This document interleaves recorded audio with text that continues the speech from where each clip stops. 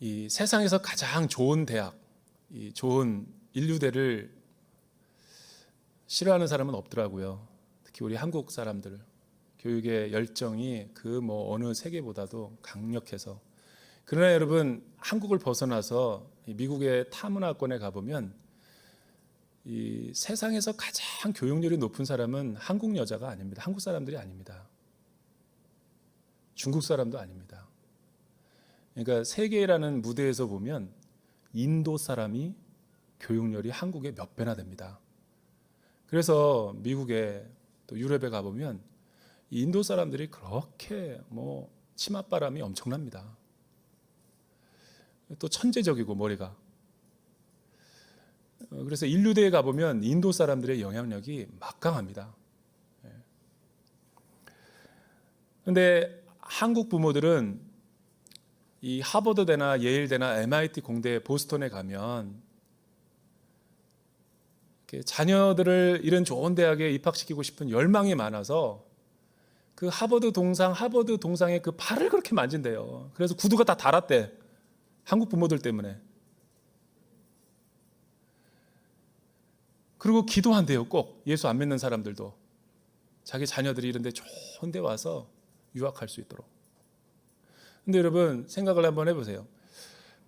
그런 열망과 열정 간절히 바란다고 들어갈 수 있냐라는 거죠. 누군가가 우리 국내에 아주 유명한 인류대를 시험을 쳤어요. 근데 요즘은 시험이 면접관이 있어서 이 교수진들로 구성된 면접을 반드시 봅니다. 면접 점수도 상당해요. 그래서 이렇게 질문했다고 한번 생각해 보죠. 자네 우리 대학을 꼭 들어오고 싶은가? 했더니 네, 저는 부처만 주신다면 꼭 이 대학에서 나라와 또 민족을 위해서 이 한 몸을 불사르고 싶습니다. 근데 그 교수가 이렇게 대답했다 그러더라고요. 열정만 가지고 되나? 실력이 있어야지. 그렇죠. 저는 그 말이 딱 맞는 것 같아요. 신앙생활에서. 여러분, 예수 믿고 구원받고 하나님과의 의로운 관계성 가운데 의의 길을 걸어갈 때도 그게 굉장히 저는 인생의 정답이라고 봅니다. 많은 사람들은 소망과 간절히 바라고 열정과 기도를 한다고 그게 되는 것이 아니라, 여러분 그 학교가 요구하는 학생의 기준과 수준이 있잖아요. 그게 실력이거든요. 여러분 실력과 자격의 조건에 부합하는 사람이 이 대학에서 수학을 해야지만이 무사히 졸업도 할 수 있는 거, 또 나라와 민족과 사회에 공헌할 수 있는 거죠. 실력이 안 되는데 열정만 가지고 뒷문으로 해서 들어가게 해달라고 그런들 들어가서 생활을 제대로 할 수 있냐라는 거예요. 하나님 없는 이 인류의 상태가 꼭 영적인 수준이 그와 같다라는 거예요. 여러분 하나님 앞에 죄를 범한 우리 인류는 유대인이나 이방인이나 다 매 한 가지로 하나님의 영광에 이르지 못했고, 죄의 심각한 전적인 부패와 타락으로 우리는 하나님 없는, 엄마 없는 하늘 아래가 아니라 하나님 없는 하늘 아래에서 그냥 아둥바둥 살아가는 거예요.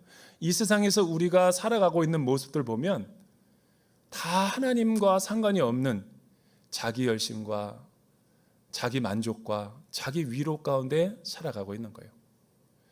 높고 낮으면 조금 수준이 차이가 있죠. 그러나 여러분 장례식에 가보면 거의 대등해요.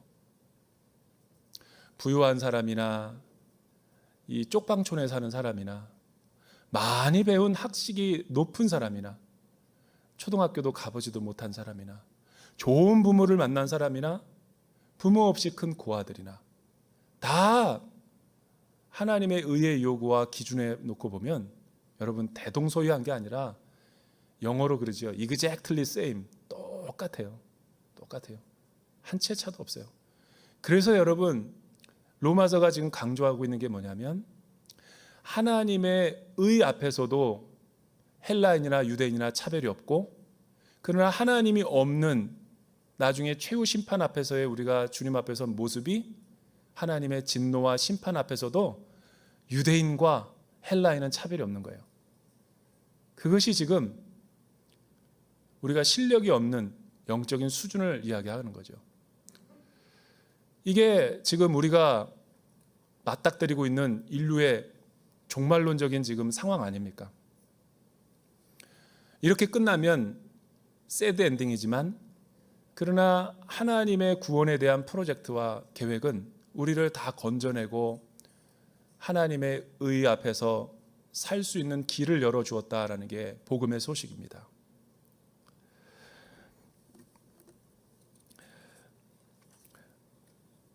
지난주에 제가 이 설교를 했을 때 이 유대인들이 굉장히 이 하나님 앞에 따지듯이 항변하는 그런 모습을 지난주에 같이 좀 말씀을 나눠봤어요. 유대인들은 이 세상이 못마땅한 겁니다.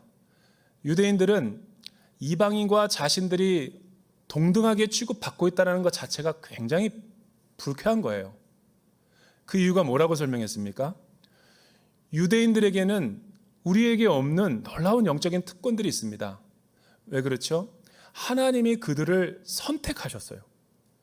여러분, 천하 세계 만민 가운데 하나님이 직접 선발을 해서 국가대표를 만든 것은 없어요. 그런 나라는 없습니다. 또 하나는 하나님이 이 세상을 구원하기 위한 구원의 마스터 플랜을 갖고 계시는데, 그 계획을 담은 하나님의 언약과 뜻을 담은 66권의 성경을 계시해 준 민족이 없어요. 전 세계에. 유대인에게 그 율법의 말씀을 줬죠. 그래서 율법을 보면 하나님의 뜻과 성품, 하나님이 우리에게 요구하시는 모든 게 담겨져 있어요. 세 번째는 내가 너를 떠나지 않겠다, 내가 너를 택했다, 너의 구원은 확실하다라고 할 정도로 할례를 허락하여 주셨어요. 할례, 구원의 표지. 이런 민족은 없습니다. 전 세계. 또 하나 마지막으로, 내가 다른 곳, 다른 세계는 없지만 특별히 너희와 함께 있고 싶다라는 표지로서 성막과 성전을 주셨어요. 여러분, 이 네 가지만 보더라도 이스라엘은, 유대인들은 특별한 민족임에 틀림이 없습니다.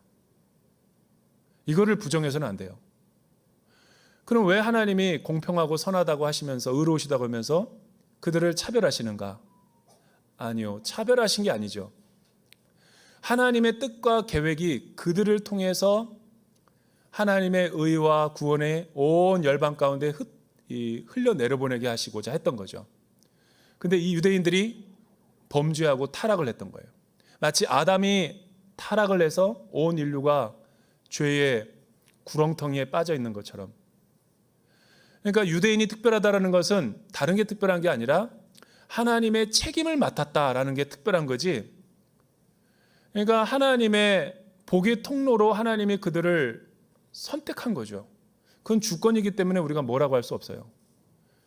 여러분, 이런 주권의 영역이 이 세상에 살아가다 보면 굉장히 많아요. 여러분들이 김씨로 태어난 것이 여러분의 뜻입니까? 여러분이 박씨 가문에 태어난 것이 여러분의 주권이고 선택이에요?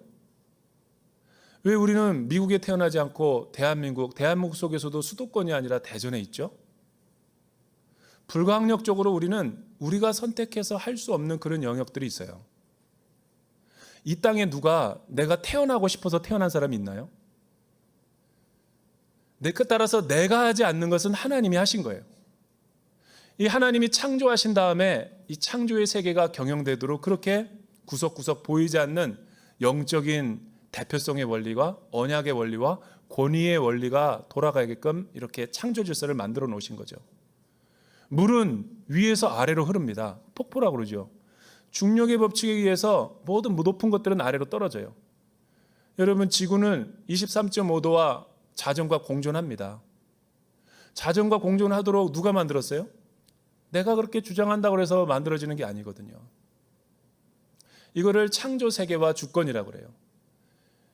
개인의 삶 가운데 이 소우주에 해당하는 우리의 마음과 우리 영적 질서 가운데도 하나님이 이런 통치와 하나님의 법칙에 따라서 움직이게 한 거죠. 그래서 그 주권은 우리가 그냥 땡큐하고 인정하면 되는 거예요.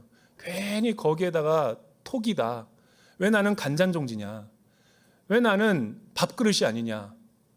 왜 나는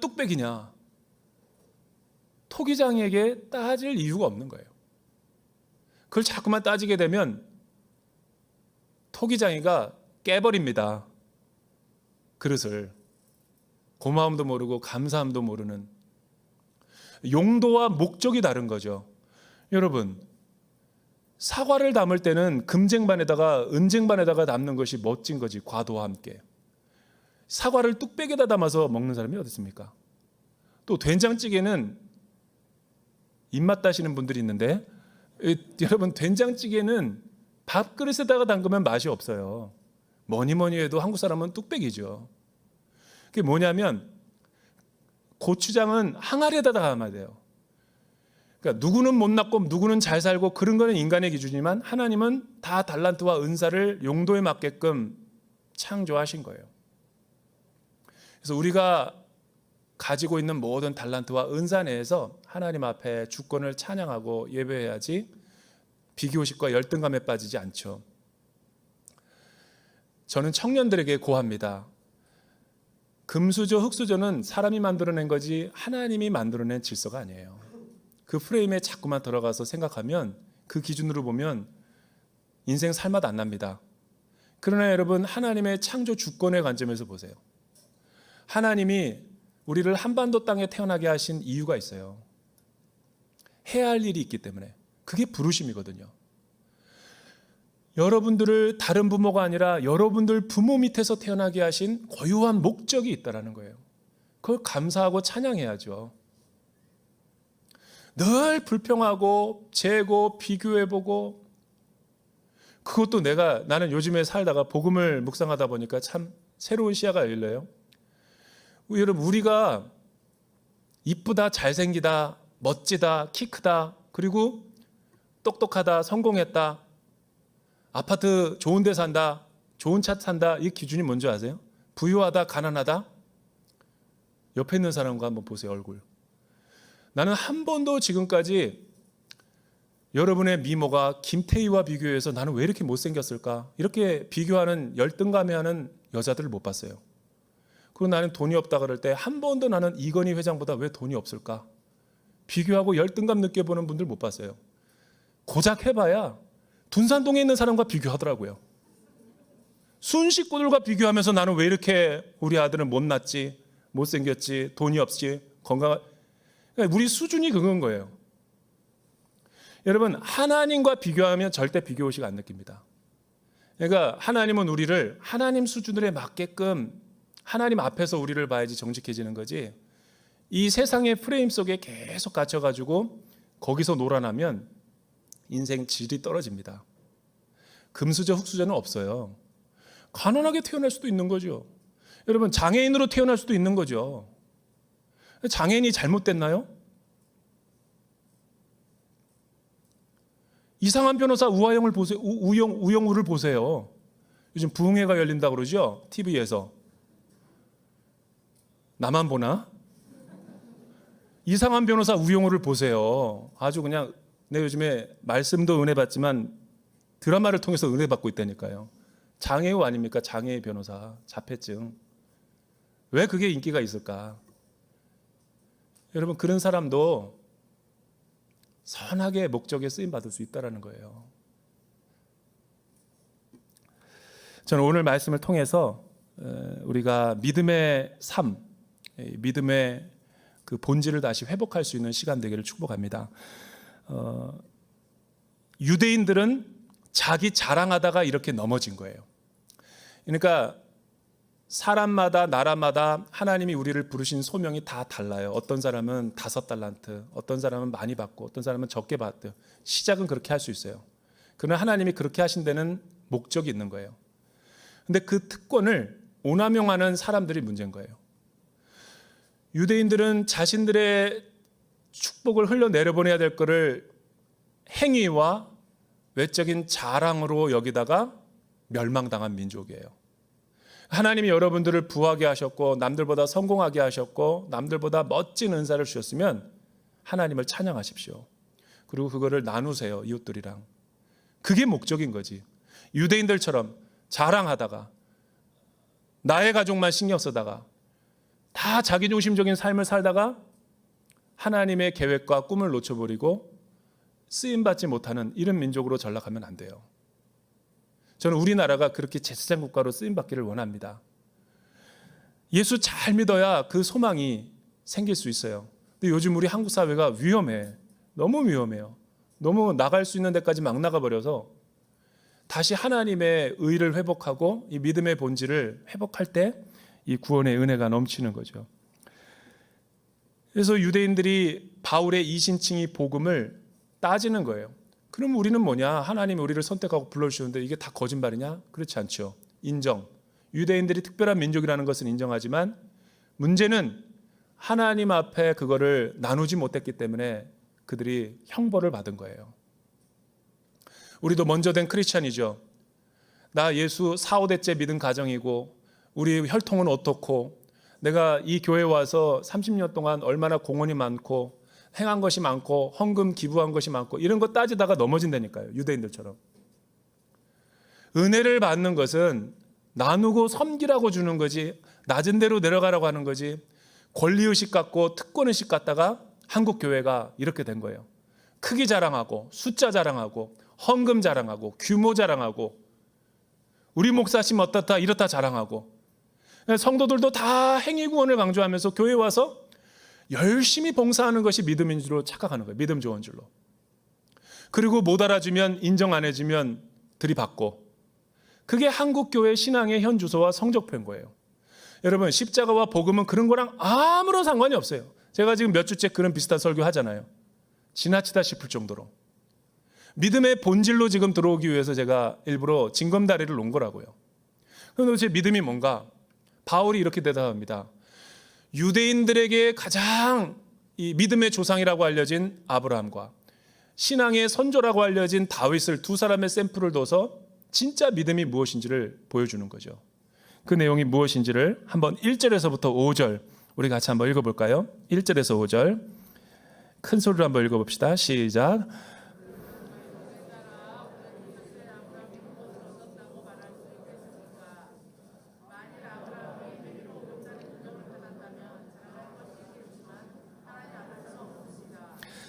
성경은 무엇이라고 말합니까? 아브라함이 하나님을 믿으니 이것이 그에게 의로 여겨졌다라고 말합니다. 일하는 자에게는 품삯이 은혜로 여겨지지 않고 정당한 대가로 여겨지나 일하지 않고도 경건하지 않은 사람을 의롭다고 인정하시는 분을 믿는 사람에게는 그의 믿음이 의로 여겨집니다. 여기서 중요한 이 문제 제기와 함께 그의 답변으로서 믿음의 재정의를 바울이 내리고 있는 걸 보죠. 유대인들은 믿음을 뭐라고 생각했냐면 하나님을 안 믿는 게 문제가 아니에요. 여러분 유대인들처럼 하나님 잘 믿는 민족이 어디 있어요? 유대인들은 너무 열심으로 믿었어요. 지나칠 정도로 믿었다고요. 11조를 우리는 제대로 내지도 않지만 일주일에 3-4번을 구별해내요. 박하와 채소와 향과 그리고 여러분 하나님에 대한 경외심을 유대인들보다 많이 가는 사람이 어디 있어요? 그들은 율법을 10계명을 굉장히 외우고 신앙 고백하고 또 기도하고 계속 그렇게 믿었어요. 희생 제물도 유대인들이 얼마나 하나님 앞에 봉헌하며 헌물하며 하나님을 영화롭게 했습니까? 그들은 또 혈통이 하나님의 택한 민족이어서 얼마나 전통과 역사와 혈통을 자랑했어요. 그런데 왜 그들은 신앙생활이 하나님이 보시기에 의에 도달하지 못했죠? 왜냐하면 하나님은 그들에게 율법을 주셨을 때 율법을 잘 지킴으로써 믿음을 가지라고 해서 주신 게 아니기 때문에 그래요. 왜냐하면 하나님은 그걸 누구보다 더 잘 알았죠. 인간의 본성은 율법을 지킬 수 없어요. 율법을 지킴으로 해서 구원을 받는 사람은 아담 이후에 없습니다. 왜냐하면 아담의 반역과 불순종으로 인해서 원죄가 들어왔기 때문에 타락한 인간의 본성은 속일 뿐이지 죄를 안 짓는 척은 할 수 있어요. 사람들 앞에서 들키지 않을 정도는 합니다. 그런데 문제는 지금 사회 앞에서의 죄의 개념, 사람들 앞에서의 의로운가 안 의로운가 이런 거 따지는 게 아니잖아요. 마지막 하나님의 심판대 앞에 섰을 때 내 신앙의 현 주소를 물어야 될 때가 오는데, 하나님이 율법을 주신 하나님의 보시기에 의의 무게가 있는가 없는가를 다루는 건데, 하나님은 아니라 그러는데 자꾸만 인간이 나기는 의롭다라고 하는 거예요. 유대인들이 그런 거예요. 그러다 보니까 이 사람들이 속이죠. 어떻게 조작을 해요? 이방인들 앞에서는 굉장히 홀리하고 거룩한 척을 해요. 사람들 앞에서는 티가 안 나니까 속에 무슨 마음이 있는지 모르니까 위장술을 하고 변장술을 해서 회친한 무덤처럼 다 속여요. 그리고 들키지는 않아요. 그러니까 이런 사람들이 윤리적이고 도덕적으로 거룩하지는 않지만 거룩한 척을 하는 거죠. 여러분, 이런 괴리 현상이 일어나면 믿음과 현실이 동떨어졌을 때 우리의 삶은 어떻게 변하는 줄 아세요? 괴물로 변하는 거예요. 이중생활, 위선적인 삶 사는 거예요. 교회에 오면 거룩한 척 앉아 있어요. 믿음이 좋은 척. 그러나 월요일서부터 토요일까지 세상에 살 때는 영적인 원칙에 따라 살지 않습니다. 세상에서 살아가는 나름 노는 방식이 있어요. 그래서 크리스찬들이 얼마나 위선적이고 이중적인가를 상담을 통해서 알죠. 문제를 터질 때 보면 알죠. 구원의 인플레이션이 일어났다니까요. 여러분, 대한민국 인구 가운데 많게 잡을 때는 1200만 명이 크리스찬이라면 기독교 국가 아닙니까? 그런데 사회 범죄에 연루된 걸 보면 다 교회예요. 이러면 진지하게 한번 우리의 신앙의 현 주소를 생각해 봐야 될 거 아니에요. 내가 진짜 믿는 거 맞는가 아닌가. 교회 안에서는 거룩한 척 하는데 세상에서는 세상 사람들이 더 거룩해요. 그런 사람들이 보일 정도로. 세상에는 하나님은 없지만 양심적으로 살아가는 사람은 꽤 있습니다. 왜냐하면 성경에서 도덕주의자를 얘기하니까 상대적으로 선한 사람이 있어요. 기질상. 근데 크리스찬들이 한번 죄 지을 때는 무섭게 집니다. 하나님의 명분으로. 그래서 제가 늘 얘기하잖아요. 세상의 어느 전쟁도 30년, 100년 넘기는 거 없거든요. 근데 세계사를 보면 종교 전쟁으로 할 때는 100년 넘어갑니다. 이게 증거잖아요. 예수 믿는 사람들이 싸울 때 진짜 무섭게 싸워요. 여러분 보셨잖아요. 기독교 장로회와 대한예수교 장로회가 싸우는 거. 그리고 한 교회 안에서 파가 갈라지면 무섭게 싸웁니다. 목욕탕 가서 때밀어주고 장로님과 목사님이 화해하면 끝날 일을 장로님들은 한월산 기도원 가고 목사님은 갈멜산 기도원 가서 기도한다고요. 그러니까 무서운 거예요, 이게. 독선이고 이 정도면 종교 중독이라고 할 수 있어요. 제가 너무 오늘 또 과하게 지금 설교하는데 기도해 주세요. 절제하게 해달라고. 유대인들이 그런 거예요, 위선적으로. 먼저 믿은 나도 그럴 수 있다는 거예요, 이런 함정에. 믿음이 뭔가? 믿음은 내가 하나님을 믿는 게 믿음이 아닌 거예요. 그러니까 정의가 잘못된 거죠. 나의 열심이 믿음이 아니라고요. 내가 헌금을 내고, 내가 교회 봉사를 내고, 내가 교회 교사를 하고, 내가 교회 중직으로, 목회자로, 선교사로, 임직자로 섬기는 게 믿음이 아니라는 거예요. 그건 꼭 할례와 같은 거예요. 그래서 아브라함을 예로 드는 거예요. 여러분, 아브라함이 어떻게 예수님 하나님을 믿는가를 보면 믿음의 조상이라고 그가 불려진 이유를 알아요. 아브라함이 믿음으로 의롭다라고 받았을 때 그의 행위와 그의 열심으로 구원받지 않았다라는 거예요. 그래서 아브라함이 하나님을 믿게 된 그 장면들을 보면 여호수아서나 창세기 11장에서 12장이거나 혹은 스데반 집사가 사도행전 7장에서 복음을 전할 때 조상 아브라함의 얘기를 하는데 왜 아브라함의 이야기를 가지고 믿음을 이야기할까요? 하나님은 아브라함이라는 국가대표를 통해서 오고 가는 모든 세대에 똑같이 믿음으로 말미암아 의로워지는 구원의 이신칭의 복음을 알려주기 위해서. 근데 여러분, 성경의 증언이 뭐냐면 아브라함은 메소포타미아에 있을 때 하나님의 영광이 그에게 나타났다.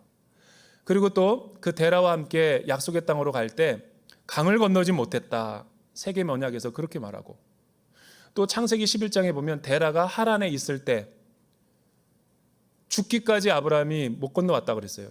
약속의 땅으로. 뭘 보여주는 줄 아세요? 고대 세계에서는 자기의 고향과 가정 그리고 강을 건넌다라는 것은, 종교의 신을 바꾼다라는 것은, 이거는 자기의 목숨을 바꾸는 일인 거예요. 쉽지 않았다라는 거죠. 근데 영광의 하나님이 메소포타미아에 있을 때 갈대아 우르에 하나님이 먼저 아브라함에게 나타나셨다는 거예요. 여기서 우리는 구원과 믿음의 중요한 정의를 볼 수 있죠. 여러분, 믿음이 뭐예요? 우리는 언제 하나님을 알게 됐습니까? 우리는 언제 예수 믿어 구원받았죠? 내가 하나님을 믿은 게 아니에요. 하나님이 나에게 온 거죠. 그러니까 구원은 하나님이 나에게 찾아오는 사건이 구원인 거예요. 아브라함이 그렇게 믿었거든요. 저와 여러분도 이 세상에 살아가다가 자기 한계와 절망, 내 힘으로 살다가 열심으로 살다가 실패하고 병들고 의지할 데 없으니까 하나님이 그때 우리에게 찾아온 거 아니에요. 그걸 구원이라고 그러는 거예요. 근데 영적인 심폐소생술로 심장 이식 수술로 살려놨더니 보따리 내놓으라고 그러는 거예요. 하나님한테. 언제 하나님이 나 도와줬냐고. 내가 신앙생활 하는 거지. 그때부터 교회와 신앙생활 하면서 하나님보다는 사람을 더 중요시 여기고 하나님의 뜻보다는 자기가 원하는 기도 제목대로 계속 하나님의 뜻을 준행하기보다는 자기 열심과 자기의 인정과 자기 만족을, 자기의 의를 드러내기 위해서 특권과 자랑을 교회 생활에서 하면서 교회가 이렇게 된 거예요. 십자가와 복음은 없어요. 이게 세속의 영향이 강해요. 여러분, 우리나라가 60, 70년대 부흥을 많이 했는데 그 이유가 뭐냐면 경제 성장의 분위기와 비슷해요. 모든 게 문화의 흐름과 비슷합니다. 그래서 하나님의 말씀으로 잘 분별하지 않으면 변질되는 거예요. 우리나라가 너무 가난해서, 우리나라가 원래 순수했어요, 복음이. 그런데 부흥사가 갑자기 나타나더니 잘 살아보세요. 하면 된다, 할 수 있다. 또 여러분, 경제적인 활동은 우리가 근면성실하면 꽤 성장가도 했거든요. 그러니까 자만해지고 어깨에 힘이 들어가서 그런 이상한 번영 논리와 기복신앙과 물질 만능주의 사상과 하면 된다식의 군대식 용어가 교회에 들어오더니 수단과 방법을 가리지 않고 교회와 교회 간판을 세우더니 엄청나게 성장했거든요. 여기에 속임이 있는 거예요. 제 신학교 때 배운 게 교회 성장 논리 아닙니까? 다 유통기한 지났어요. 그게 뭔지 아세요? 어떻게 하면 방법론으로 교회 성장시킬까? 저도 그런 세대라고요. 그러니까 제 개인입니다. 제 머릿속에 있는 거는 어떻게 하면은 사람 많이 모이게 할고 이런 거 잘 알거든요. 근데 그런 거에 발을 들여놓게 되면 하나님을 잃어버립니다. 인본주의적인 신앙이라고 그러죠. 안 믿는 건 아니에요. 교묘하게 내가 다 하면서 하나님이 했다라고 가장해요.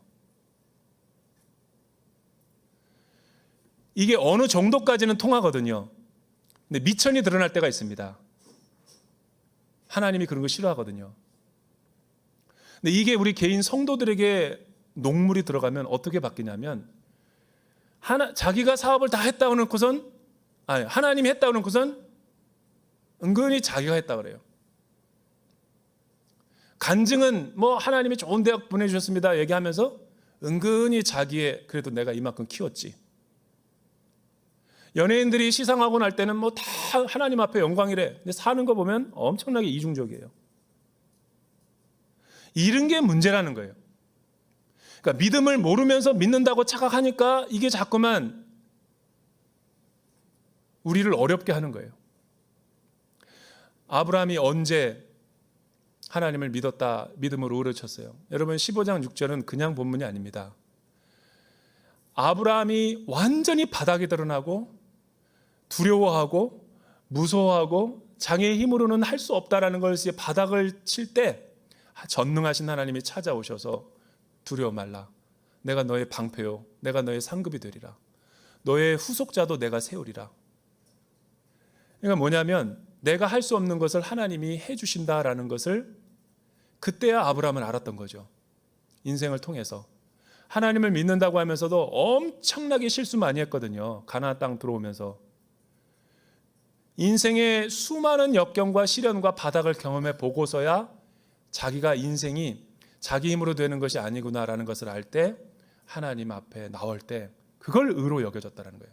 그래서 여러분 성경이 뭐 땅을 주겠다, 후손을 주겠다, 물질을 주겠다 이거를 믿었다는 게 아니에요. 그거는 보너스죠. 하나님을 믿는 것을 의로 여겼다. 그러니까 하나님을 믿는 게 중요한 거예요. 하나님을 믿는 사람들은 어떻게 살아갑니까? 자기 의지하지 않습니다. 하나님만 바라보고 하나님만 의지하는 거죠. 아브라함과 다윗의 예를 들면서 의롭지 않은 사람을 의롭다 칭해주시는 일도 안 했는데 보수를 주는 것으로 비유하고 있어요. 노동자 비유. 여러분, 일한 사람이 자기 열심으로 해서 자기가 월급 받는 거를 은혜라고 안 하죠. 선물이라고 안 합니다. 일도 안 했는데 하나님이 내 계좌에 엄청난 금액을 넣어준 거예요. 받을 짓도 안 했는데 주시는 거예요. 이걸 은혜라는 거예요. 이걸 선물이라고 하는 거예요. 구원과 믿음은 은혜요 선물이지 내 열심으로 한 게 아니에요. 이걸 하나님의 사랑이라는 거예요. 이런 하나님의 사랑을 알면 여러분 율법주의로 자기 열심으로 살아가는 사람보다 더 못 살까요? 믿음이? 우리는 그럴 것 같죠. 그러니까 자기 손으로 열심히 해서 자수성가한 사람들 보면 자존심도 강하고 자아도 강하고 그냥 거저주는 거를 못마땅해 생각해요. 내가 빌어먹는 사람이냐고. 그래서 교회에 오는 사람 가운데 성공하는 사람이 예수 믿기가 참 쉽지가 않아요. 자아가 아직 깨지지 않아서. 여러분, 예수 믿는다는 건 뭐냐면 거저주는 것을 받는 훈련도 하는 거예요. 받는 훈련, 사랑을 충분히 훈련받지 않은 사람은 남에게도 안 줘요. 돈 아까워하는 사람 못 보셨어요? 그런데 모든 게 하나님이 하셨고 출생도 그렇고 대학도 그렇고 취직도 그렇고 결혼하고 자녀 기른 양육도 다 내가 한 게 아니에요. 그걸 어떻게 할 수 있냐면 고비고비마다 여러분의 인생 가운데 개입하시고 간섭하셔서 연결시켜주고 여러분 사람 만나게 해주신 거 다 누가 한 거예요? 여러분이 했습니까? 여러분이 그렇게 전지전능하세요? 하나님이 유대인들을 선택하시고 국가대표로 세운 건 분명하지만 그들을 광야 생활을 하게 하셨어요. 왜 신명기 6장에 보면 광야 생활을 하게 하셨냐면 애굽에 있는 노예의 근성, 자기의 열심으로 사는 그 근성을 버리고 하나님만 의지하고 말씀의 뜻대로 살아가게 하기 위해서. 그래서 그때는 뭐가 내렸어요? 만나가 내렸고 메추라기가 내렸고 반석에 치면 생수가 났어요. 자기의 행위로 한 거 하나도 없어요. 여러분, 누가 포로로에 400년 동안 있었던 바로의 소나기에 있는 사람을, 그 노예 종살이 하던 사람을 해방시킬 수가 있겠어요? 그건 하나님이 아니면, 모세의 지팡이와 홍해 사건이 아니면 불가능한 거예요. 그래서 이스라엘의 유월절과 구원은 은혜인 거죠. 그런데 그들이 광야의 노정에서 어떻게 이제 먹고 살만하니까 등 땄으니까 하나님이 어디 계시냐고 금송아지를 만들고 또 하나님 앞에 따지기 시작했죠. 그래서 하나님은 만나와 메추라기를 통해서 사람이 떡으로만 사는 것이 아니라 하나님의 입에서 나오는 말씀의 뜻으로 사는 것이다. 근데 그들이 가나안 땅에 들어갔어요. 아모리 족속과 가나안 7족속들이 워낙 죄악이 관영해서 하나님이 그들을 징계하시고 이스라엘 민족을 대체해서 세계 구원의 성으로 만들려고 그랬죠. 근데 이스라엘이 또 타락하기 시작해요. 왜냐하면 이 유목민일 때는 모든 게 하나님의 은혜입니다. 하나님이 비를 내려주지 아니하시면 불가능하거든요. 여러분, 목초지에 풀이 없으면 유목은 못합니다. 그런데 가나안 농경민 사람들을 보니까 가나안 사람들은 바알에게 아세라에게 절하고 음란한 행위하고 인본주의적으로 막 살아도 자기들보다 너무 부유하거든요. 분명히 하나님이 신명기와 민수기에서 저들을 따라하지도 말고 저들의 문화에 속지 말아라. 그래서 거룩한 율법을 주셨는데 그들은 율법보다 문화에 세속화돼 버렸죠. 그때부터 유월절도 안 지키고 절기도 안 지키고 보니까 예배도 안 드려. 왜 그렇죠? 자기가 먹고 사는 근면성실함으로 농사일은 잘 되거든요. 정착됐으니까. 아파트도 생겼다. 고정적인 지역이겠다. 관계수로도 다 돼 있다. 이게 뭐로 똑같냐면 직장인들이 취직하기 전에는 새벽기도 나오고 금요철에 나와서 떼굴떼굴 하나 붙잡는다고요. 살려만 주십시오. 목구멍에 포도청이라 먹을 것만 주십시오. 그래서 하나님이 취직시켜줬단 말이에요. 그러니 취직생활 6개월, 1년 정도 해다 보니 회식 1, 2, 3, 4 막 가고 기도도 안 나오고 순모임도 안 나오고 OBC도 안 하고 주일도 빼먹어요. 골프 치러 가고 회식한다고 그러고 뭐 상사 섬겨야 된다고 그러고 아울렛도 안 가고 그리고 11조는 또 꼬박꼬박 하면서 뭐 믿음의 끈은 또 안 잃어버리려고 그래요. 그렇게 하면서 교묘하게 신앙생활 하지만 사실은 나중에는 헌금도 안 냅니다. 헌금 내는 아내들을 박해합니다. 내가 그동안 벌어놓은 돈 다 어디다 갔냐고, 교회에다 헌금했냐고. 내가 이렇게 분란 일으키는 가정 몇 번 신방해봤어요. 이게 뭘 말하는 거예요 지금? 왜 우리는 취직하기 전에는 다 하나님이 하셨다고 해놓고선 직장생활하고 월급 꼬박꼬박 통장에 들어오면, 연금 들어오면 그때부터 우리는 돌변하기 시작하는 거죠? 왜 내가 했다고 그러는 거죠? 기적과 표적은 하나님이 주시는 거고 내 근면성실로 월급 생활하는 것은 내가 하는 겁니까? 그렇지 않죠. 그게 교만이라는 거예요. 그런 사람들은 사람 막대기와 인생 채찍으로 하나님이 정신없이 돌립니다. 하나님이 한번 채찍을 들면 무섭게 돌려요. 봉고차가 몇 번 뒤집어지게 하고 다리 목낭구가 분질러지게 하고 자녀가 죽을 병에 걸리고 그때서야 자기 힘으로 할 수 없다라는 한계 상황이 아니까 또 새벽에 나와서 부르짖는 거예요. 하나님 앞에 두려워하는 마음이 없으면 우리가 그렇게 사는 거죠. 여러분 10분의 1만 하나님 거고 10분의 9는 다 내 겁니까? 10분의 10이 다 하나님 건데 일부분만 보면서 너 마음을 알겠다라고 하나님이 하신 거 아니에요. 우리 인생이 교회 주일날 나오는 것만 하나님의 시간이고 나머지 전체의 시간은 내 겁니까? 그렇게 위험한 사람들에게 하나님은 경고하시는 거예요. 나중에 하나님이 다 걷어가세요. 다 걷어가신다고요. 이게 우리의 교만이고 유대인들의 교만이었죠. 특권과 모든 것들을 자기가 한 거라고 착각할 때 하나님은 무섭게 심판하세요. 예수 믿는 사람의 특권이 뭡니까? 아브라함의 믿음이 뭐예요? 은혜 받고 구원받은 사람의 특권은 다 하나님이 하셨다예요. 하나님이 주권을 인정하는 거죠. 그리고 늘 해주신 게 너무 감사해서 여러분 열심히 사는 거죠. 유대인들은 그렇잖아요. 자기 힘을 의지해서 열심히 살죠. 열심히 살면 살수록 남는 게 없어요. 인생이 공허해지는 거라는 거예요. 여러분 하나님이 많은 축복 주셨을 때 자기를 위해서 쓰지 말고 나누시고 섬기고 하나님 나라와 영광을 위해서 쓰는 거예요. 늘 바쁘다고 분주하다고 하는 사람은 도대체 언제 안 바쁜 거예요? 여러분 새벽 기도도 안 나오고 큐티할 시간도 없고 너무 바쁘다고 해서 예배 드릴 시간도 없고 아울리치 갈 시간도 없으면 도대체 그게 제대로 된 삶을 살고 있는 건가요? 그러니까 이게 버릇이라는 걸 알았어요. 노예 근성, 애굽에서 살던 생활 방식을 가지고 신앙생활 하니까 그렇게 되는 거예요. 의외로 안 바쁩니다 우리. 그거 아세요? 의외로 우리는 시간 많아요. 밥 먹을 시간도 얼마나 많고 내 마음이 하나님께 드리시고 싶은 마음이 없는 거죠. 내 삶에 하나님이 중심이 없으니까 바쁘다고 얘기하는 거죠.